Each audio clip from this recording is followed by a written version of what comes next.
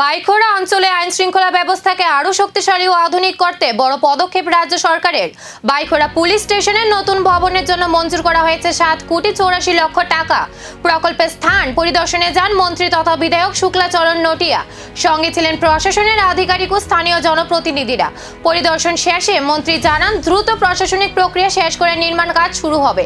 তিনি বলেন, উন্নয়ন ও আধুনিক পরিকাঠামোর মাধ্যমে রাজ্যের প্রতিটি এলাকাকে এগিয়ে নিয়ে যাওয়াই সরকারের লক্ষ্য। নতুন এই পুলিশ স্টেশন ভবন হবে শক্তিশালী আইন শৃঙ্খলা ব্যবস্থার এক নতুন ভিত্তি।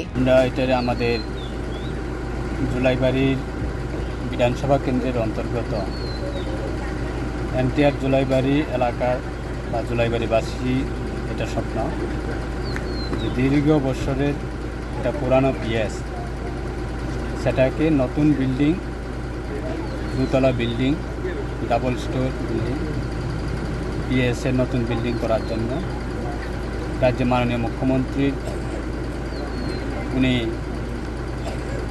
স্যাংশন দিয়েছিলেন প্রায় 7,84,00,000 টাকা,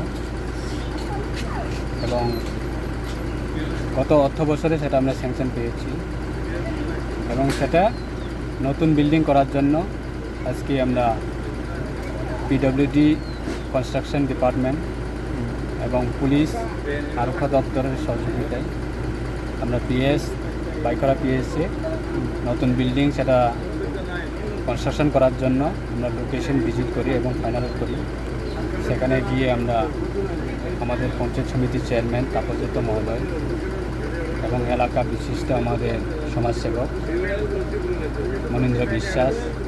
কিন্তু এই উন্নয়ন প্রকল্প ঘিরেই উঠেছে এক বড় প্রশ্ন, নতুন ভবন নির্মাণের পর কি সত্যিই বদলে যাবে পুরো এলাকার নিরাপত্তা চিত্র? আর কবে থেকে শুরু হবে এই বহুল প্রতীক্ষিত নির্মাণ কাজ?